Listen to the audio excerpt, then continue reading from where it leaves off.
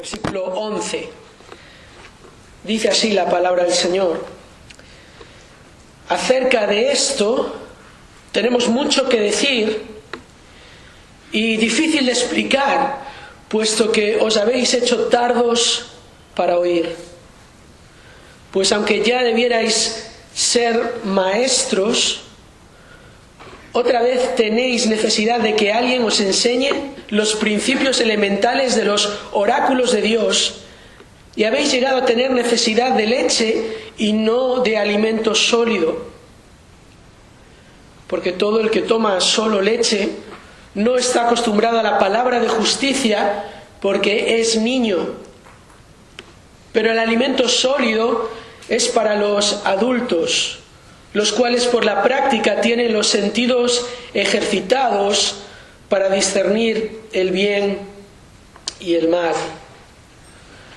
Me gustaría orar y que busquemos la dirección del Señor para nuestro estudio juntos en esta mañana.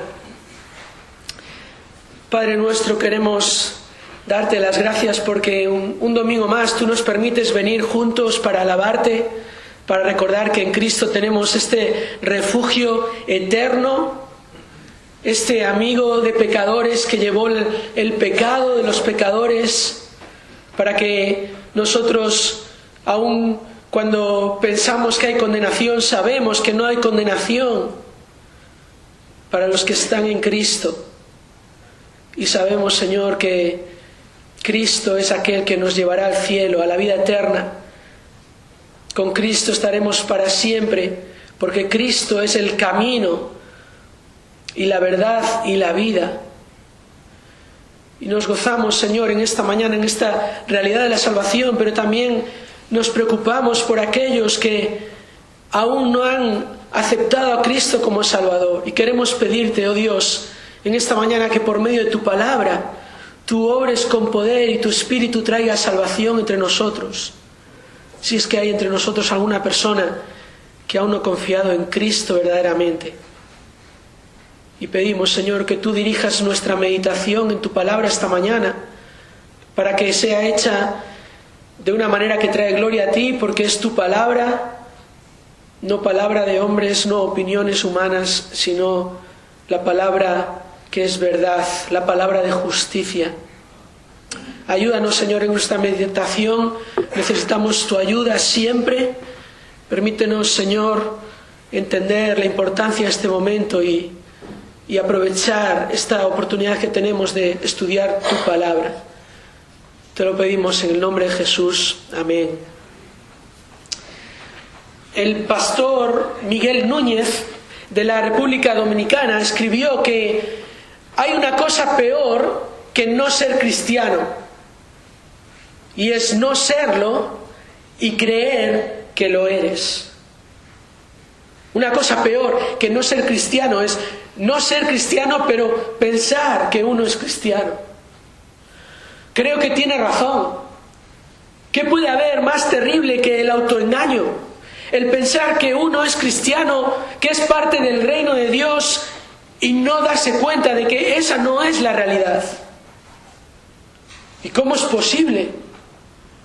Bueno, Jesús mismo advirtió a los que le seguían, que esto era una posibilidad real cuando les dijo en Mateo 7:21: no todo el que me dice Señor, Señor, entrará en el reino de los cielos, sino el que hace la voluntad de mi Padre que está en los cielos. Así que es posible que existan personas que creen que son creyentes, cristianos, pero en realidad nunca lo han sido. Y este es precisamente el tema del que el autor a los Hebreos trata en este pasaje que estamos considerando. Es evidente que el autor hace un paréntesis ahora en su explicación acerca del sacerdocio de Jesús según el orden de Melquisedec. ¿Por qué digo esto? Fijaos en el versículo 10 del capítulo 5. Ahí el autor está hablando del sacerdocio del Señor Jesús, siendo constituido por Dios sumo sacerdote según el orden de Melquisedec. Y ahora en el versículo 11 dice acerca de esto, tenemos mucho que decir y es difícil de explicar, puesto que os habéis hecho tardos para oír. Y si seguimos leyendo, vemos que hasta el capítulo 7, versículo 1, el autor no continúa con este tema. Fijaos, capítulo 7, versículo 1, porque este Melquisedec, rey de Salem, sacerdote del Dios Altísimo, salió al encuentro de Abraham cuando éste regresaba de la matanza de los reyes y los bendijo. Y ahí continúa hablando del tema acerca de Melquisedec, esta comparación, este contraste entre el sacerdocio de Cristo y el orden de Melquisedec. Hay claramente un paréntesis aquí, y la explicación de este paréntesis es precisamente el versículo 11. Os habéis hecho tardos para oír. Hay mucho que decir. No es fácil de explicar, y la razón de que no es fácil de explicar esto es que lectores, receptores de esta carta, os habéis hecho tardos para oír. Y hermanos, nos encontramos aquí ante un pasaje complejo de entender. El autor interrumpe su propia explicación para advertir acerca de un grave problema que tienen los receptores de esta carta. Y es importante recordar, hermanos, que los receptores originales de esta carta eran mayormente judíos, por eso se llama carta a los hebreos, judíos que habían profesado su fe en Cristo. Pero algunos de ellos estaban demostrando que su profesión de fe no era auténtica. Y es importante entender que el autor de la carta no está lidiando con un grupo de creyentes, entre los que están aquellos que son fuertes en su fe y aquellos que son débiles en su fe. No, el autor está lidiando con un grupo entre los que están aquellos que profesan una fe que poseen y aquellos que profesan una fe que no poseen, un conocimiento superficial de Cristo. Y como ya había dicho anteriormente el autor, tanto en el capítulo 2, los versículos del 1 al 4, como luego en el capítulo 3, los versículos del 7 al 19, ahora el autor vuelve a dirigirse directamente a aquellos que profesan, pero no tienen. Porque hay una cosa peor que no ser cristiano, es no serlo y pensar que lo eres. En las próximas semanas vamos a estudiar esta sección, este paréntesis que va desde el versículo 11 del capítulo 5 hasta el final del capítulo 6. Y en esta sección el autor va a tratar un problema, el problema de la indolencia. En unos momentos vamos a explicar con detalle qué significa la indolencia, pero el autor tiene aquí la firme intención de advertir seriamente a aquellos que creen que son cristianos y en realidad nunca han dejado el judaísmo. Y hermanos, es una advertencia hecha desde la compasión, para que aquellos que aún seguían confiando en sus propias obras abandonasen los principios elementales de su religión para abrazar a Cristo. Esta es una sección que podemos dividir en tres partes. La primera parte de los versículos que hemos leído, aquí el autor advierte acerca del problema de la indolencia. Luego en el capítulo 6, los versículos del 1 al 8, el autor va a advertir de los peligros de la indolencia. Y por último, en el resto del capítulo 6, el autor va a recordar a los diligentes, aquellos que no son indolentes, las promesas seguras, totalmente seguras que tienen en Cristo. Pero antes de meternos de lleno en nuestro estudio de estos versículos, creo que es necesario considerar dos cuestiones importantes acerca del contexto de este pasaje. Dos cuestiones que nos van a ayudar a entender bien lo que el autor está enseñando aquí. La primera cuestión es la clave esencial para entender este pasaje. Es importante entender que este pasaje no está hablando de creyentes inmaduros. Sí, hemos leído aquí acerca de la inmadurez, acerca de aquellos que son niños y solo pueden tomar leche, y aquellos que son adultos y ya pueden tomar alimento sólido, pero no debemos equivocarnos. Una primera lectura de estos versículos podría darnos a entender que ese es el tema, acerca de creyentes inmaduros. Pero no es el caso en este pasaje. El autor no está comparando creyentes maduros con creyentes inmaduros. No está diciendo que no puede seguir hablando acerca de Melquisedec porque algunos son creyentes tan inmaduros que no lo pueden entender.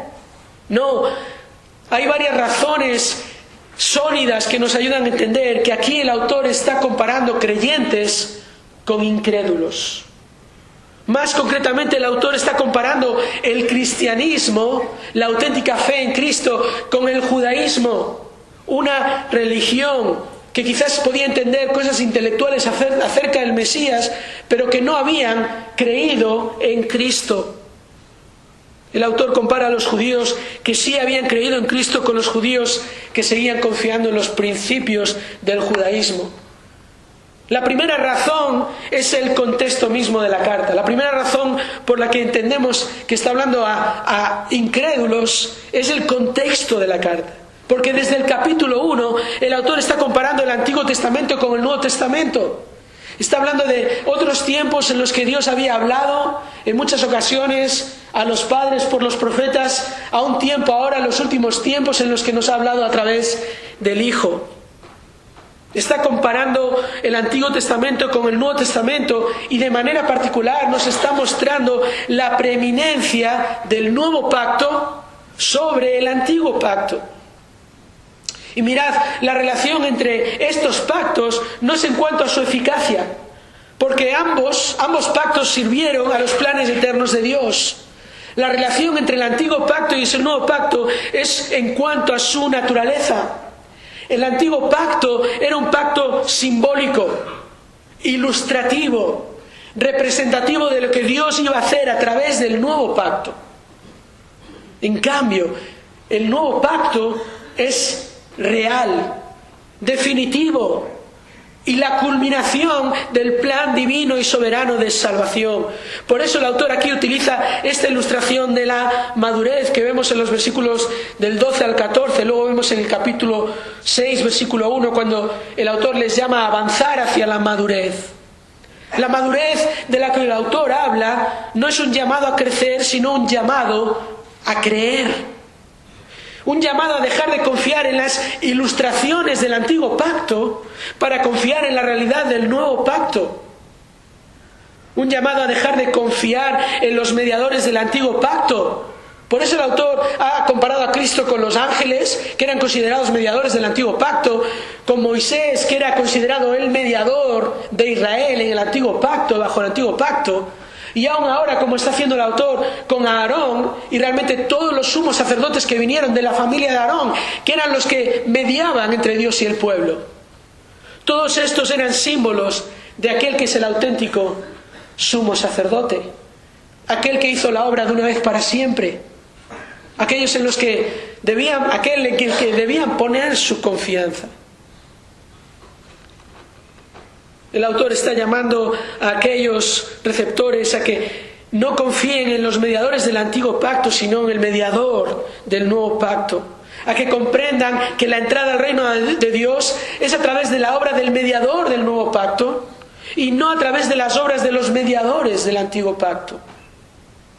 Y yo creo que esto lo hemos visto ya claramente en los capítulos anteriores. Si has seguido con atención nuestro estudio, ya hemos visto la comparación que el autor ha hecho entre Jesús y los ángeles, siendo Jesús claramente preeminente.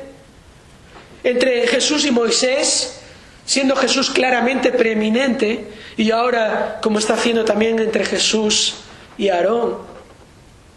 Es también lo que vemos en las dos advertencias anteriores que ya el autor ha hecho. En el capítulo 2, versículo 3, ¿cómo escaparemos nosotros si descuidamos una salvación tan grande? Si despreciamos esta salvación que se nos ha ofrecido en Cristo.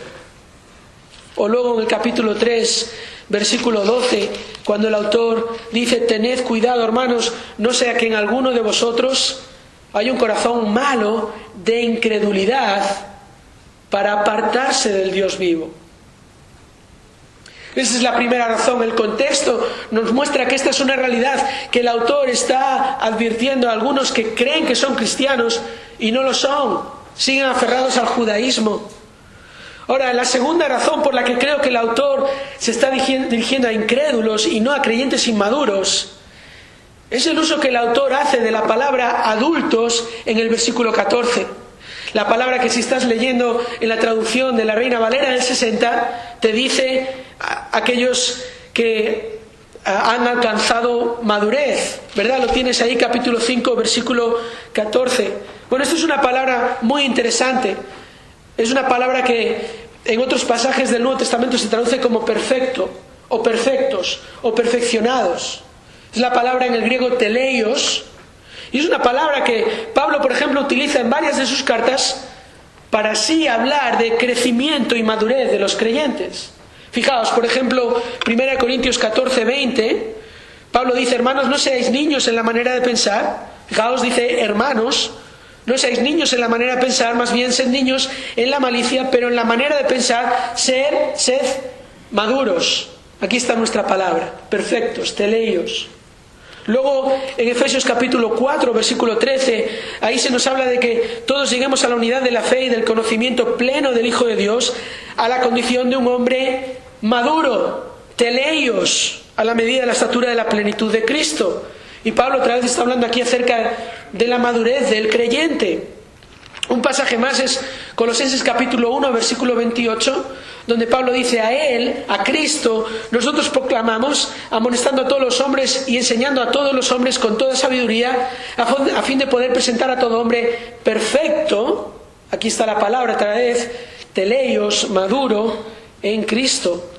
Y son pasajes en los que claramente se nos está hablando en el contexto de la madurez o la necesidad de adquirir madurez de un creyente. Pero Pablo también utiliza esta palabra en otro contexto, en otro pasaje, para referirse a la salvación. Por ejemplo, lo vemos en 1 Corintios capítulo 2, versículo 6. Pablo, después de haberle dicho a los corintios que él llegó allí proclamando el testimonio de Dios, no confiando en sabiduría humana, sino en la sabiduría de Dios, para que vuestra fe, dice Pablo en el versículo 5, no descanse en la sabiduría de los hombres, sino en el poder de Dios. Pablo les dice ahora en el versículo 6: sin embargo, hablamos sabiduría entre los que han alcanzado madurez. Y hermanos, aquí luego lo vamos a ver, luego vamos a volver a este pasaje. Pablo claramente está diciendo aquí: aquellos que han alcanzado madurez es aquellos que han sido salvados, aquellos que han creído en Cristo. La madurez en este contexto es la salvación. Y ahora, para que lo veamos claro, cuando volvemos a Hebreos en nuestro contexto, cada vez que el autor utiliza esta palabra, lo hace en este mismo sentido que Pablo utiliza en 1 Corintios 2:6, cuando habla de aquellos que han creído en Cristo, aquellos que han alcanzado madurez. Lo vemos aquí, en este pasaje que estamos viendo, en los versículos del 11 al 14. Lo vemos también en el capítulo 10. Venid por un momento conmigo al capítulo 10, versículo 1.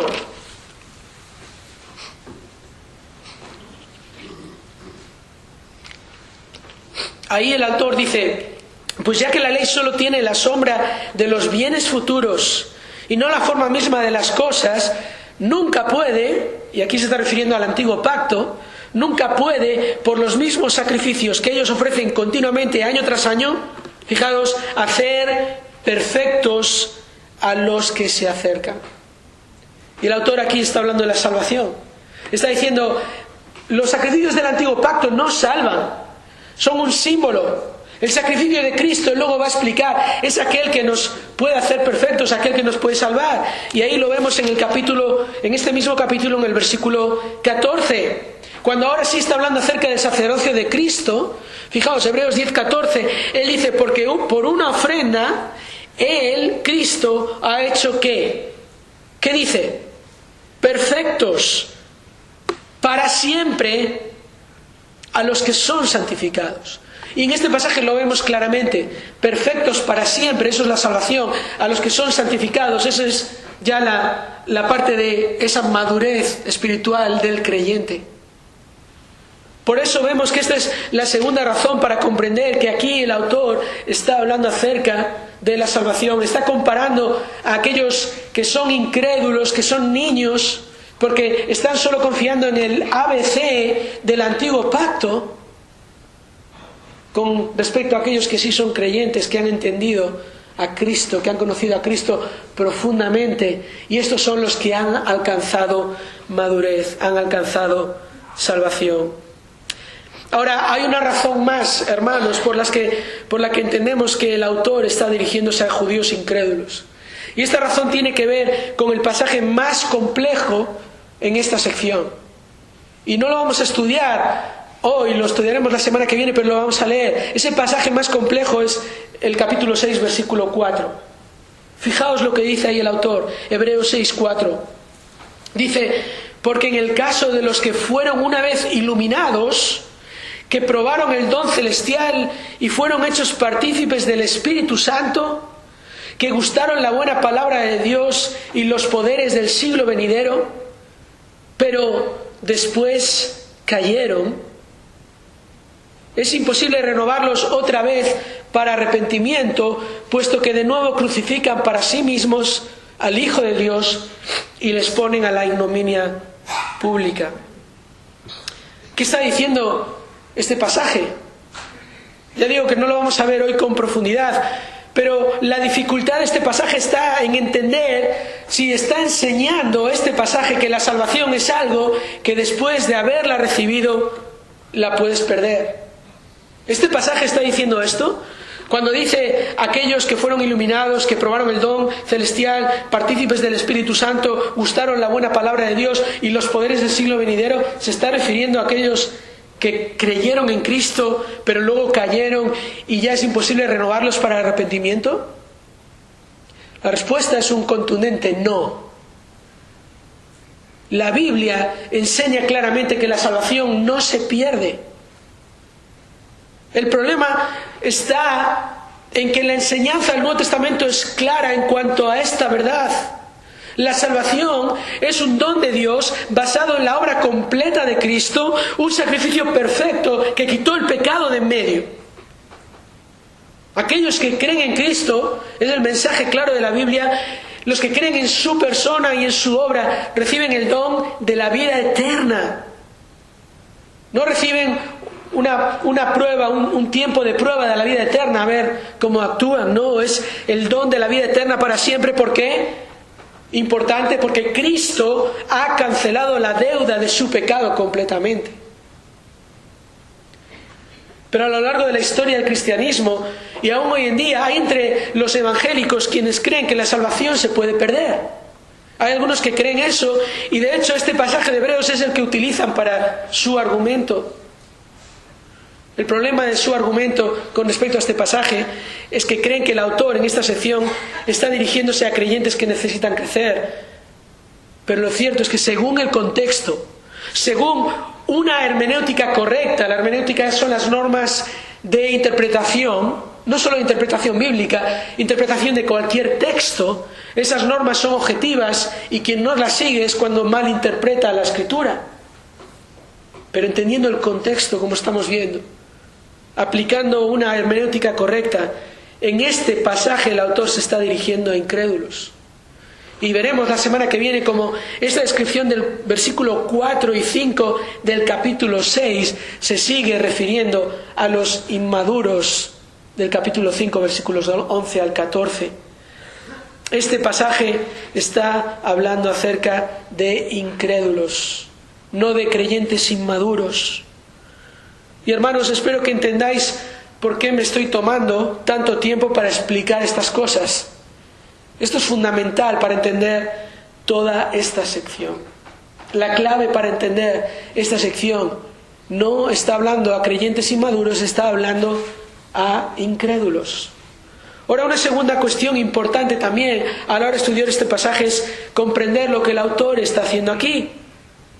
Comprender a qué se refiere el autor cuando dice que algunos se han hecho tardos para oír.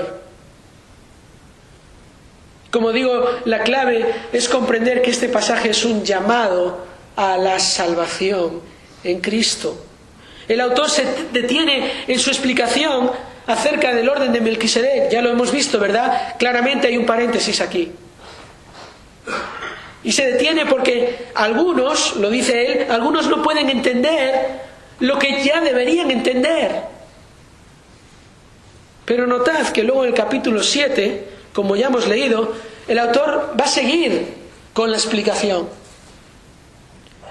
Ahora, deberíamos preguntarnos por qué. ¿Por qué, si es que estuviera hablando a creyentes inmaduros, por qué dice, os habéis hecho tardos para oír, tenéis que madurar? Sigue escribiendo un poco más y luego en el capítulo 7 ya retoma el tema. De repente, ¿ya han madurado lo suficiente? ¿Veis esto? Él dice, no sois suficientemente maduros para entender esto. Pero luego retoma el tema. Bueno, el autor no está escribiendo a creyentes inmaduros. El autor se detiene aquí porque sabe que hay algunos que no han alcanzado esta madurez que es la salvación. Y él sabe, el autor sabe que necesitan la salvación para comprender estas cosas. Fijaos, hermanos, en un sentido es como si el autor aquí dijera, voy a seguir explicando esto. Y si lo queréis entender, tenéis que dejar de confiar en los símbolos de vuestra religión para confiar en el Señor de la creación. Eso es precisamente lo que el autor está haciendo aquí con este paréntesis. Él está diciendo, voy a seguir explicando esto, porque sé que algunos de los que estáis leyendo esta carta sois creyentes, que por causa de las persecuciones que estáis sufriendo estáis dudando y vuestra fe es débil y vais a entender esto. Pero hay algunos entre vosotros que no lo vais a entender a no ser que pongáis vuestra esperanza en Cristo. Eso es precisamente lo que Pablo hace en 1 Corintios capítulo 2. Y voy a pediros que tengáis un poco de paciencia y volvamos por un momento a 1 Corintios capítulo 2, versículo 6. Para ver esta realidad, para ver que no es posible entender lo espiritual si uno no es creyente, si uno no tiene a Cristo.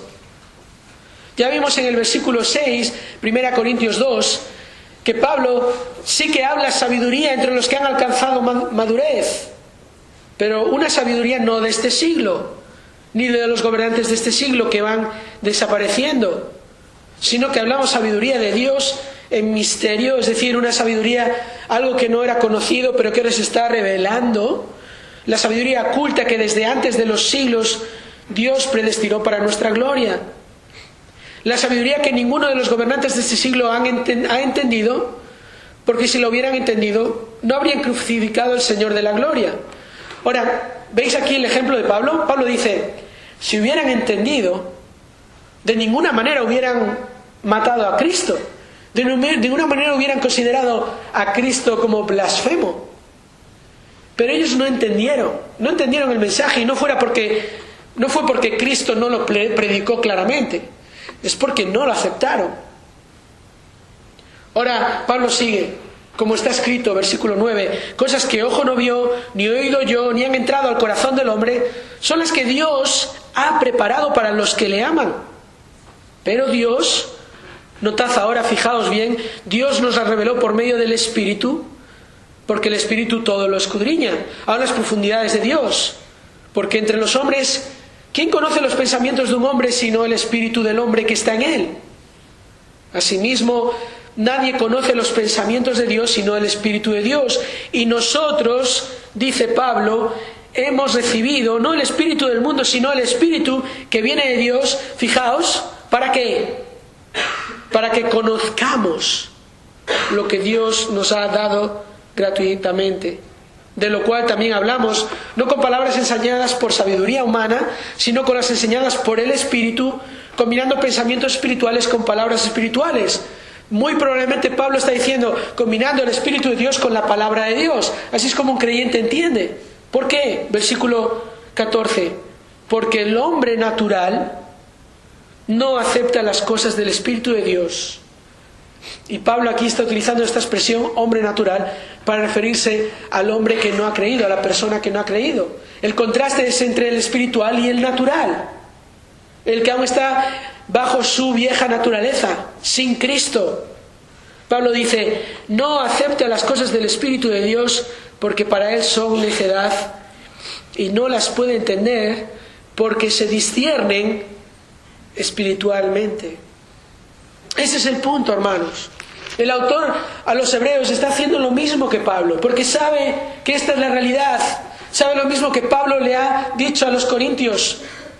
Que el hombre natural no entiende lo espiritual, que Dios tiene que hacer su obra de salvación para que entienda. Y por eso el autor a los Hebreos, consciente de la importancia de entender el papel de Melquisedec, necesita parar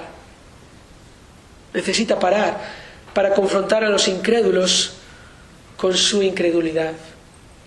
Y eso es lo que encontramos en esta sección que vamos a empezar a estudiar.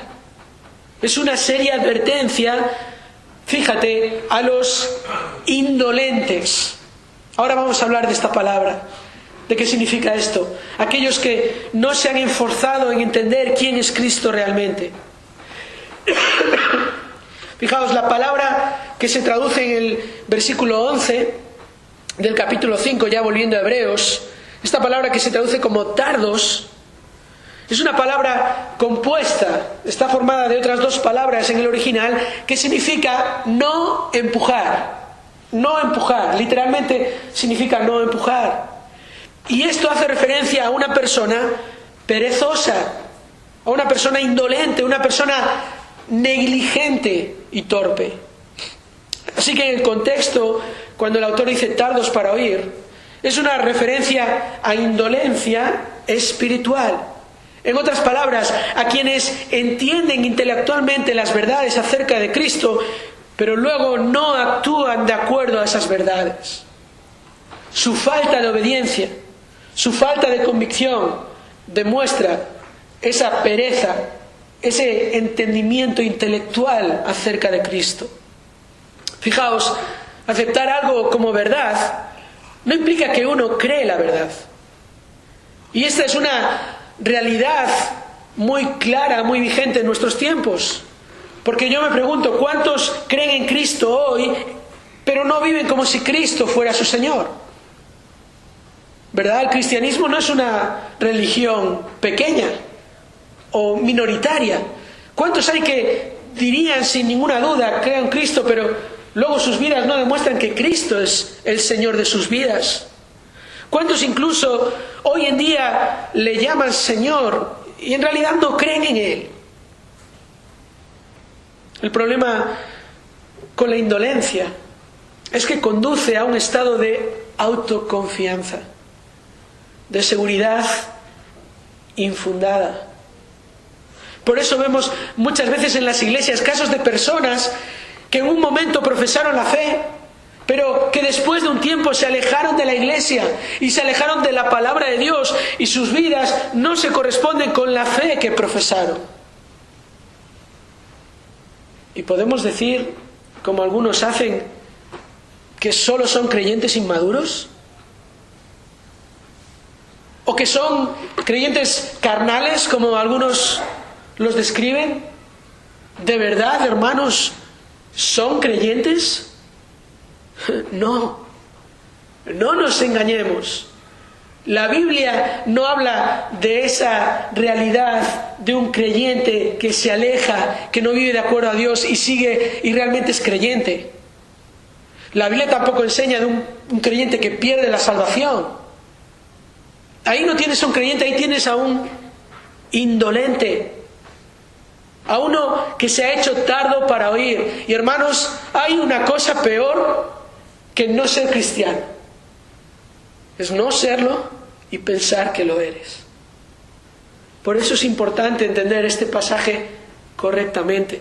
Porque si somos verdaderos creyentes, debemos entender el problema y los peligros de la indolencia. Debemos pensar en aquellos que han profesado, pero no poseen esa fe que salva. Y debemos nosotros, los que sí hemos creído, esforzarnos en predicarles el Evangelio de Cristo, aquel Evangelio que salva.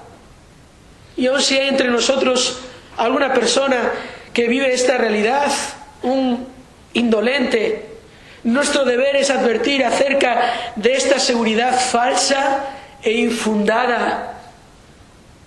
En aquel día muchos me dirán, Señor, Señor. Y el Señor, ¿qué les va a decir? Nunca os conocí. Nuestro deber es proclamar a Cristo, el único en quien hay salvación, el único camino a Dios. Y el resto del tiempo que nos queda en esta mañana vamos a dedicarlo a esta primera parte, a estos versículos. Por lo menos vamos a empezar a verlos. Y lo que encontramos aquí es este problema de la indolencia, y de manera particular el autor nos va a describir dos características de la indolencia, dos características que necesitamos conocer. La primera característica de la indolencia es la falta de crecimiento, la falta de crecimiento espiritual. Fijaos, volvemos a nuestro pasaje, dice el versículo 11, acerca de esto tenemos mucho que decir y es difícil de explicar, puesto que os habéis hecho tardos para oír.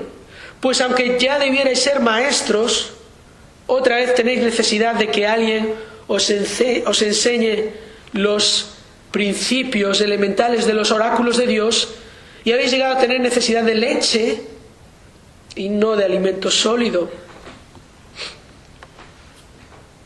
La relación entre Melquisedec y Cristo era algo muy importante a la hora de entender el sacerdocio de Cristo. Y ese es el tema central de la carta, es de lo que está hablando ahora el autor hasta el final del capítulo 10. El autor dice que tenía cosas importantes que explicar, pero no podía avanzar porque los indolentes no lo podían entender. Como ya vimos en la carta de Pablo a los Corintios, el hombre natural no entiende las cosas espirituales. Así que lo que el autor está diciendo aquí es que es difícil enseñar a quien no quiere oír. Eso es lo que está diciendo. Es difícil enseñar a aquel que se cree que ya lo sabe todo. Es difícil enseñar a quien no quiere aprender, a quien no cree que necesita aprender nada más. Eso es lo que el autor está diciendo aquí, y esto es tristemente común en nuestros días. Cada vez es más común ver iglesias que reducen el tiempo de enseñanza, iglesias que reducen el número de sus reuniones. Esto ocurre porque muchos ancianos, muchos pastores se desaniman con la falta de asistencia. Y mi querido hermano Ismael y yo somos de estos que nos desanimamos con la falta de asistencia. Lo que nos muestra la falta de asistencia, esta falta de interés en escuchar la palabra de Dios, esta falta de interés por aprender más acerca de Cristo. Ahora, para ser justos, hemos de decir también que esto es algo que ocurre porque muchos no predican la palabra como debieran. Y en eso también los pastores de vuestra iglesia estamos comprometidos. Nosotros también estamos aprendiendo y queriendo crecer para explicar mejor la palabra de Dios. Pero el punto es que este problema de indolencia no era solo un problema en los tiempos en que fue escrita esta carta. Ya debierais ser maestros, dice aquí el autor a los Hebreos. Nos indica que la primera característica de la indolencia es falta de crecimiento. El punto del autor aquí no es que debían enseñar lo que aún no habían aprendido. El punto es que con el tiempo que llevaban de supuestos creyentes siendo expuestos a estas cosas, ya deberían estar capacitados incluso para enseñarlas. Porque como sabemos, enseñar algo es una manera excelente de demostrar que uno ha entendido algo. Eso es la ilustración sencilla que aquí el autor utiliza. Uno cuando ha entendido algo se lo puede explicar a otra persona. Lo que el autor quiere decir aquí es que el hecho de que no vivían de acuerdo a lo que profesaban era la demostración de que su profesión de fe era falsa. No vivían según la verdad que decían creer. No demostraban confiar en aquel en quien decían que habían creído. Por eso el crecimiento espiritual es una marca evidente de fe auténtica. Cuando hay crecimiento espiritual es porque hay vida espiritual. Y aunque el autor se está dirigiendo a incrédulos, como ya hemos demostrado, lo cierto es que esto también tiene una aplicación directa para los creyentes. ¿Recordáis las palabras de Santiago, capítulo 1, versículo 2? Sed hacedores de la palabra y no solamente oidores que se engañan a sí mismos. Porque si alguno es oidor de la palabra y no hacedor, es semejante a un hombre que mira su rostro natural en un espejo, pero después de mirarse a sí mismo e irse, inmediatamente se olvida de qué clase de persona es. Una persona que no mira atentamente a la palabra de Dios es una persona que no va a crecer, porque no va a ver cuál es su necesidad, y no va a ver qué cosas necesita cambiar, y no va a ver que el poder está en la palabra de Dios para cambiar esas cosas. Por eso Santiago dice: el que mira atentamente a la ley perfecta, la ley de la libertad, y permanece en ella, no habiéndose vuelto un oidor olvidadizo, sino un hacedor eficaz, esto es, una persona obediente a la palabra de Dios, este será bienaventurado en lo que hace. La palabra de Dios se nos ha dado para ser obedecida. Es evidente que hay una manera correcta de escuchar la palabra, de atender a la enseñanza. Esa actitud correcta es la humildad de reconocer nuestra necesidad de ser enseñados, de ser instruidos en la palabra. Es la humildad de tener esa convicción de que la palabra de Dios es eficaz. Como ya el autor había dicho en el capítulo 4, versículo 12, la palabra de Dios es viva y eficaz. Pero los indolentes ni siquiera prestan atención. Y esta es una actitud muy peligrosa, una actitud que acaba revelando falta de crecimiento, una actitud que revela que los indolentes no creen el Evangelio. Y es por eso que necesitan ser confrontados otra vez con los principios básicos del Evangelio. Aquellos que se jactaban de conocer la ley de Dios ni siquiera habían comprendido las verdades más básicas y fundamentales acerca de Cristo, del Mesías. No habían entendido que es superior a los ángeles, que Él es realmente el Hijo de Dios, el Dios eterno. No habían entendido que Él es superior a Moisés, que Moisés fue fiel en la casa, pero que Cristo es el constructor de la casa. No habían entendido que Aarón y los demás que vinieron morían porque sus sacrificios y su sacerdocio eran simbólicos, pero luego iba a venir uno que de hecho vino y que hizo el sacrificio perfecto y que una sola vez destruyó el pecado. Pablo escribió acerca de estas verdades fundamentales también en su carta a los romanos. La carta a los romanos es una de las más claras en cuanto a la explicación de lo que es el Evangelio. De hecho, algunos a la carta a los romanos le llaman el Evangelio según Pablo, como el quinto Evangelio.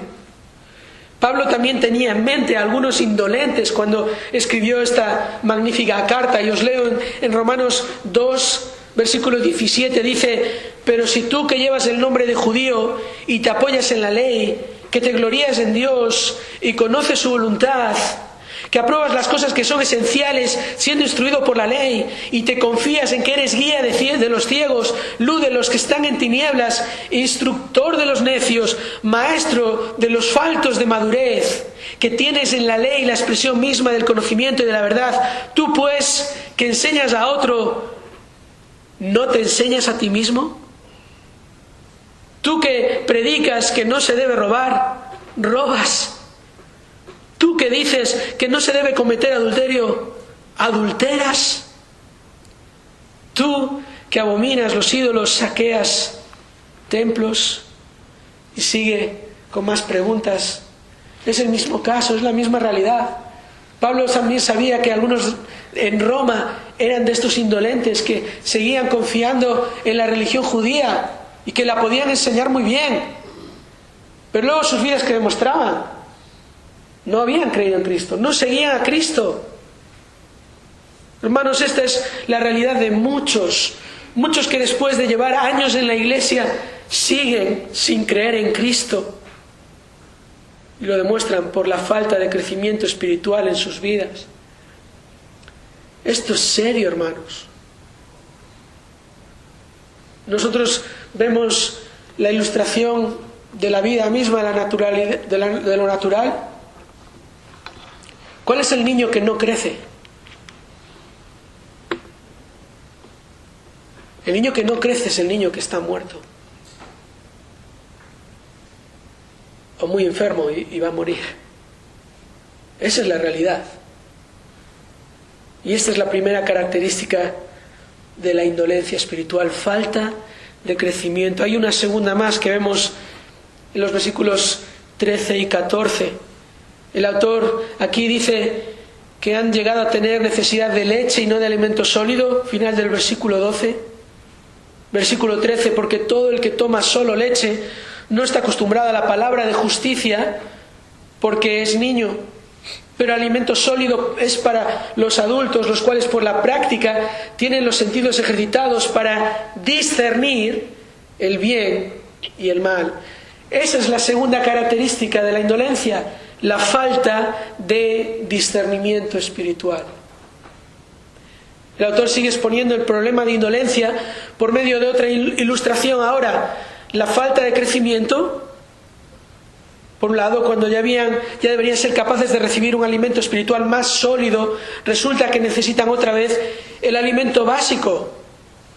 Y otra vez, no es que son bebés espirituales, es que debían ser adultos espirituales y en realidad son indolentes espirituales. Aunque habían oído las verdades del nuevo pacto, aún no habían entendido las verdades del antiguo pacto que apuntaban a Cristo. Es como sucede con un niño pequeño cuando le muestras un libro. Si tú tomas a un niño pequeño y le das un libro que solo tiene texto, el niño no va a mostrar ningún interés en ese libro. Aquí puedo decir que lo sé por experiencia. Pero si le muestras un libro lleno de imágenes y dibujos, bueno, has captado su atención. Le tienes ahí. Eso es lo que puede entender. Símbolos, imágenes, dibujos. Esto es lo que el autor está describiendo aquí. El hecho de que no entendieran la palabra de justicia, que es una referencia al Nuevo Testamento, a la enseñanza de Cristo del Nuevo Testamento, demostraba que se habían quedado parados en los principios elementales del Antiguo Testamento, en los símbolos, en las imágenes, en las ilustraciones. Y la demostración de que esto es así es la falta de discernimiento, como dice el versículo 14, los cuales no tienen los sentidos ejercitados para discernir el bien y el mal. Es un contraste muy sencillo aquí. Aquellos que solo se estaban alimentando de los símbolos del Antiguo Testamento no iban a crecer, no iban a tener ningún discernimiento. Y el autor sigue con la ilustración. Un niño pequeño no tiene el discernimiento que tiene un adulto. No sabe distinguir lo malo de lo bueno. El niño pequeño mete cualquier cosa en la boca, ¿verdad? ¿Cuántas veces lo hemos visto? Cualquier cosa. Y tú corres y dices, no metas eso en la boca. No hay discernimiento. El niño no sabe dónde está el peligro. Le tienes que enseñar a mirar a un lado y al otro cada vez que cruzan la calle. Y se lo tienes que enseñar repetidas veces, porque no son conscientes de ese peligro. El mismo principio se aplica en el ámbito espiritual. El verdadero creyente adquiere un discernimiento entre lo bueno y lo malo por medio del conocimiento de la verdad. Distingue entre lo correcto y lo incorrecto. Es consciente de lo que es justo y lo que es injusto. Y esto es así porque el creyente sí está acostumbrado a la palabra de justicia. El verdadero creyente es un hacedor de la palabra. No es un mero conocedor de la palabra. Este practica lo que aprende, confía en lo que comprende. En el verdadero creyente, en su relación con la palabra de Dios, siempre hay humildad. La necesito, es la verdad. No me puedo fiar de mí mismo, mi corazón es engañoso. El verdadero creyente tiene convicción de la palabra. Es suficiente, no necesito otra cosa para mi vida, para mi piedad. Es la autoridad. Es mi Señor Cristo y Cristo me habla por medio de su palabra y me la ha dado para obedecerla, y aquel que la obedece tiene la bendición, es bienaventurado en lo que hace. Pero ¿cuántos asistentes a las iglesias hoy en día dicen conocer las Escrituras? Incluso pueden recitar versículos y dicen, yo eso ya me lo sé. Yo no necesito tanta enseñanza. Esas cosas ya me las sé. Y luego vemos sus vidas. y no hay discernimiento espiritual en ellos. Ves que no siguen lo que la palabra enseña. Ves que muchas veces hacen lo que los incrédulos hacen. Este es el gran peligro de la indolencia, hermanos y hermanas. El gran engaño del conocimiento sin discernimiento. Es por eso que el autor, lleno de compasión, confronta a sus lectores con esta seria advertencia y les llama a la madurez, les llama a creer en Cristo, a entender la madurez que está en el nuevo pacto. Ahora, la próxima semana seguiremos estudiando este pasaje tan importante, esta advertencia tan seria que debe hacernos recapacitar a cada uno de nosotros. Todos debemos examinar nuestra actitud con respecto a la palabra de Dios. Todos. Ya no solo si hay alguno que está aquí que realmente no ha creído en Cristo y que vive no de acuerdo a Cristo, sino como a Él le parece. Debe examinar su actitud hacia la Escritura, pero todos los creyentes también. Y yo creo que no es un ejercicio difícil. Solo con algunas preguntas podemos evaluar nuestro verdadero interés por la palabra de Dios. Por ejemplo, ¿cuánto tiempo dedicamos a leerla y meditarla? ¿O cuántas oportunidades de escucharla y entenderla estamos aprovechando? O una pregunta más: ¿cuánto la aprecio y cuánto la necesito? Otro examen que debemos hacer es en cuanto a nuestro discernimiento espiritual. Y algunas preguntas también nos pueden ayudar en este sentido. Por ejemplo, ¿cómo estoy luchando contra el pecado en mi vida? ¿Sigo la palabra de justicia porque estoy acostumbrado a la palabra de justicia? ¿Tengo una disposición continua a confesar mi pecado? ¿Entiendo mi debilidad, mi necesidad, y cada vez que peco acudo otra vez a Cristo, que ya hizo el sacrificio y que tiene la promesa segura para mí porque Él es fiel y justo para limpiar nuestros pecados, para limpiarnos de toda maldad, si confesamos nuestros pecados? Otra pregunta podría ser: ¿cómo actúo cuando soy tentado a hacer lo que todo el mundo hace, aunque sé que es incorrecto? Hay muchas más de estas situaciones de las que pensamos, muchas más, en las que el mundo hace una cosa y nosotros, sabiendo que es incorrecto, seguimos lo que el mundo hace. Debemos examinar nuestro crecimiento espiritual y nuestro discernimiento espiritual, porque si eres creyente, aunque tu problema no sea la indolencia, sí que es posible que tu problema sea la apatía o algo de pereza con respecto a la palabra de Dios, con respecto a tu relación con Cristo. Y la palabra de Dios nos llama a la madurez espiritual, a no ser oidores o olvidadizos. Pedro exhortó a los creyentes a desear la palabra de Dios como los recién nacidos desean el alimento maternal. Y el punto de Pedro ahí en su primera carta, capítulo 2, es que lo natural es que un creyente desee crecer y ser alimentado por la palabra. Así como lo natural es que un niño, un bebé recién nacido, llore porque tiene hambre.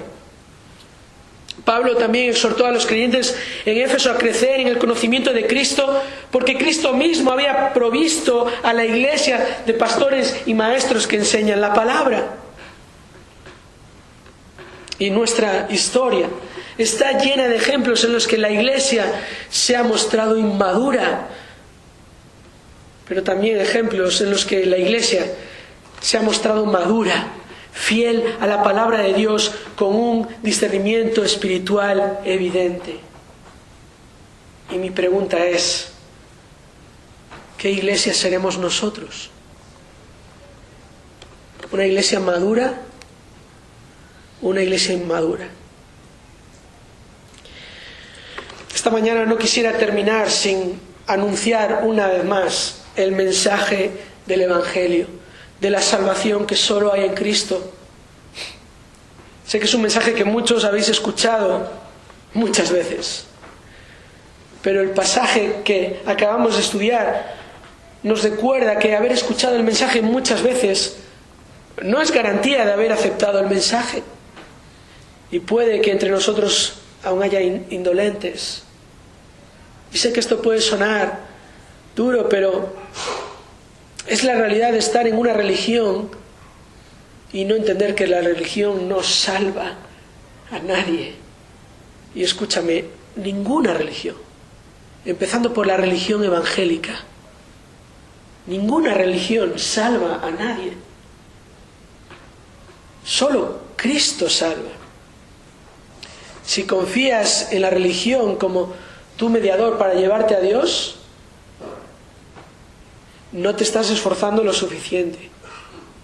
Estás siendo perezoso. Estás poniendo tú las normas. Estás poniendo tú las condiciones. Pero la Biblia es clara. Y la condición es que si no te arrepientes de tus pecados y crees en Cristo y le recibes como no solo el Salvador de tu vida, que murió por tus pecados, sino el Señor de tu vida, porque Él es el Señor. Y no todo el que le dice Señor, Señor, entrará en el reino de los cielos, sino aquel que hace la voluntad del Señor. Si no crees en Él, entonces estás sin salvación. Y la religión en la que estás, sea cual sea, te va a llevar al mismo sitio al que van todos los que no creen en ninguna religión, que es la muerte eterna. Así que en esta mañana vuelvo a decir una vez más el mensaje glorioso acerca de Cristo. Pídele que te salve, arrepiéntete de tus pecados y pide a Cristo que Él te ayude a hacer la voluntad de Dios. Y Él lo hará, porque Cristo mismo dijo: el que viene a mí, de ningún modo le echo fuera. Vamos a terminar con una oración. Padre nuestro, en esta mañana nos gozamos una vez más de tu precioso